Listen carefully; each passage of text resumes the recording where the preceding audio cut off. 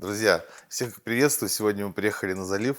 Сегодня бы хотелось вам показать этот классический камин. Не буду сегодня рассказывать, вдаваться в подробности, какая-то топка. Вот, топку Астов уже 90 на 74 мы уже снимали. Здесь прекрасные 3D панели. Конечно, сделан дымоход из шиделя. Сварен металлокаркас. Внутри стоит силикат кальция в 2 слоя, чтобы это было надежно и пожаробезопасно, потому что это деревянный дом.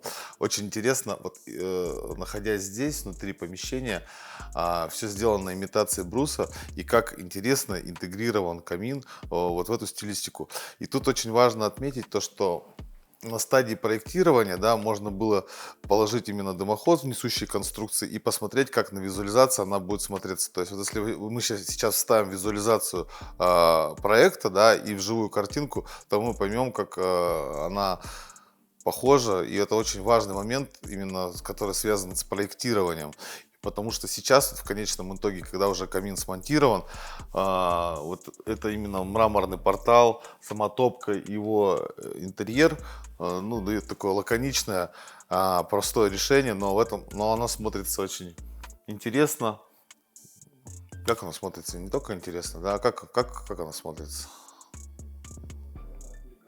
Да, да, очень интересно, элегантно, спасибо большое за подсказку. Вот, и, знаете, не вычурно, потому что зачастую такие большие топки, камины, ну, бывает, смотрятся где-то грубо, где-то массивно. Вот, а здесь он хорошо и эргономично вписался за счет именно отделки, самой задумки и как сделаны и сами стены, которые переходят на камин, и именно подчеркнут вот портал из крема-марфина, он без вензелей, без каких-то там узоров.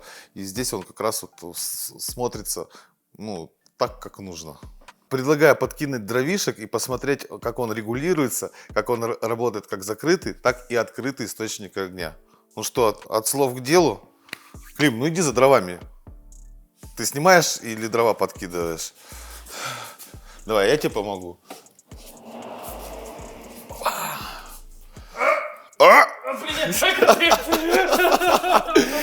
Это не так просто, потому что здесь температура уже, топка вошла в рабочий режим.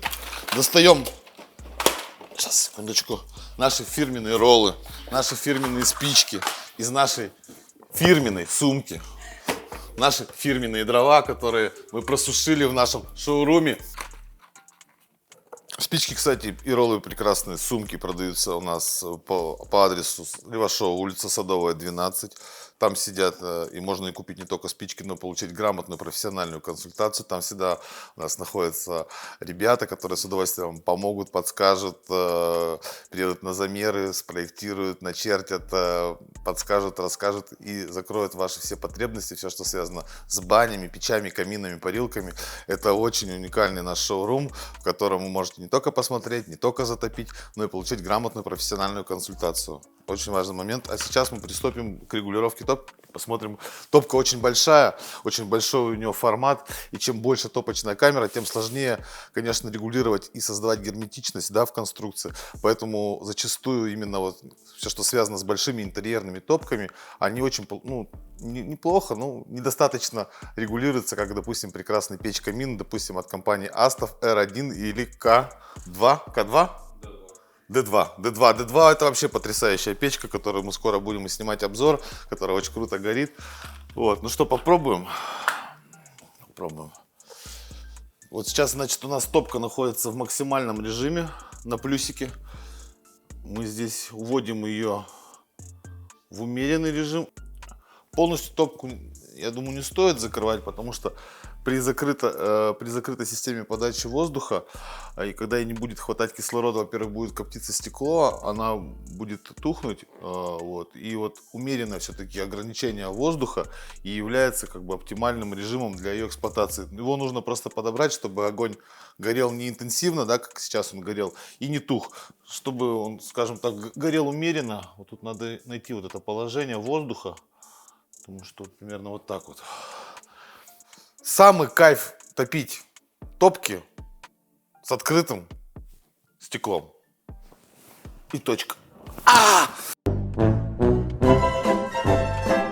третий раз я не буду вступать на одни и те же грабли, одену перчаточку. И повторюсь, что самый класс и кайф для меня это такие топки открыть, как открытый источник огня с поднятым стеклом, наслаждаясь живой магией огня. Потому что это просто потрясающе. Слушать треск дров, чувствовать живую энергию тепла, и вот это абсолютно другие ощущения. То есть, когда закрытое стекло, и когда стекло открываешь, и тепло, кстати, более интенсивно идет, я чувствую, как уже нагревается не только моя рука, но уже и как кожа. О, друзья, подводя итог, могу сказать, что съемки съемками, а обед по расписанию. Вот. Наслаждайтесь магией огня, ну а мы поехали кушать. Что сказать, Татьяна? Попрощайся. Погоди, забыл. Что у тебя вот слева лежит, посмотри. Здесь? Да, что это такое? Это наши фирменные спички и наши фирменные роллы, которые я достал из нашей фирменной сумки. Друзья, у которых есть уже камины, топите их почаще, потому что очень часто, когда у людей есть камин, по факту они им не пользуются. Вот. А не пользуются, потому что соблюдают или получают какой-то негативный опыт и, соответственно, перестают пользоваться вот отопительным прибором, печкой, камином. Я думаю, что надо нам сделать какой-то свод правил, да, может быть, фото-видеоинструкции, где мы вкратце расскажем для вас, как правильно пользоваться отопительным прибором и какие есть нюансы. Это очень важный момент, потому что зачастую вот из-за этих мелочей люди, получив вот этот негативный опыт, не пользуются каминами. Это очень жалко. Приезжайте за город, гуляйте, проводите время с семьей, топите камин, перезагружайтесь, получайте живое тепло. Я вас благодарю за просмотр. Оставайтесь на связи.